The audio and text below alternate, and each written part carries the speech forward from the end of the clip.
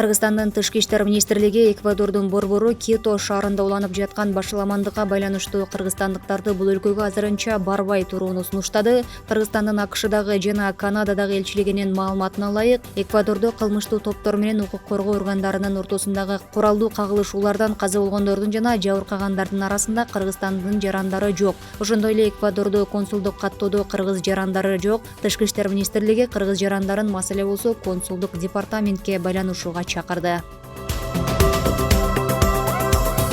Улуттук коопсуздук боюнча мамлекеттик комитети Бишкектеги Баткен Комфорт курулуш базарынын 64% акциясы мамлекетке өткөнүн билдирди. Атайын кызмат тараткан маалыматка ылайык 2000-жылы Жогорку кеңештин 4-чү чакырылышынын депутаты Аскарбек Шадиев парламенттин мүлк боюнча комитетинин төрагасы болуп турганда жеке кызыкчылыгы үчүн борбордогу 3 гектарга жакын жер тилкесин арзан алып, өзүнүн туугандарына каттатканы аныкталган. Тергөөнүн жүрүшүндө базардын ээлери Баткен Комфорттун 64% акциясын ыктыярдуу түрдө мамлекетке өткөрүп беришкен. УКМК Баткен Комфорттун калган акциялары 2020-жылдан бери Интерпол аркылуу издөөдө жүргөн Аскарбек Шадиев жана жубайы Асель Шадиеванын наамында экенин, аны да сот менен конфискациялоо боюнча иштери жүрүп жатканын кабарлады.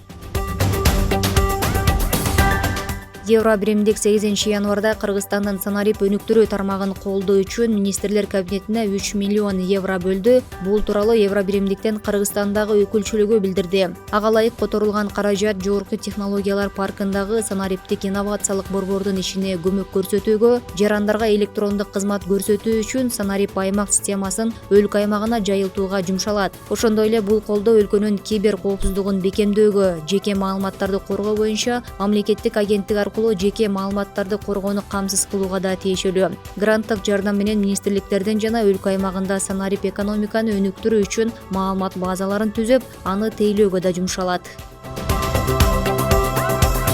Мамлекеттик салык кызматы салык төлөөчүлөрдү онлайн каттоо сервисин ишке киргизди. Мекемеден кабарлагандай, эми ишкерлер жеке ишкер же жеке жак катары катталуу үчүн салык органына барбай туруп, кабинет чекит салык чекит KG сайтынан эле арыз бере алышат. Каттоого арыз түзүү үчүн аталган сайттан каттоо бөлүмүн тандап, андан кийин салык төлөөчүнү каттоого онлайн арыз берүү бөлүмчөсүнөн идентификациялоо жол-жобосунан өтүү керек. Бул үчүн идентификациялоонун бирдиктүү системасын, электрондук цифралык кол тамганы же Smart ID KG колдонууга болот. Баткен облусунун Баткен районуна караштуу Самаркандек айылындагы логистикалык борбордун курулушу башталды. Керектүү жабдыктар келип түштү. Бул тууралуу райондук администрациядан кабарлады. Логистикалык борбордун курулушу аяктаса, жашылча жемиштерди кургатуу, сактоо, таңгактоо жана тоңдуруу үчүн тиешелүү шарттар түзүлөт. Белгилей кетсек, ошондой эле логистикалык борбор Баткен районундагы Ак Татыр айылында курулмакчы. Бүгүн эртең күтүлүп жаткан жаан-чачынга байланыштуу Кыргызстандын тоолуу райондорунда кар көчкү түшүүсү жана кар күрткүсү күтүлөт. Бул тууралуу Өзгөчө кырдаалдар министрлигинен кабарлады. Кар көчкү түшүү коркунучу жогору ашуулар жана трассаларга Төө ашуу-ашуусу, Чычкан Капчыгайы, Ала Бел ашуусу, Мырзаке, Каракулжа, Алайкы унаа жолу, Ала Бука, Канышкая унаа жолу кирет. Мекемеден жолдор тайгак болуп, муз тоңорун эскертишти. Унаалардын ортосундагы 500 метр аралык кыймыл чектелиши зарыл.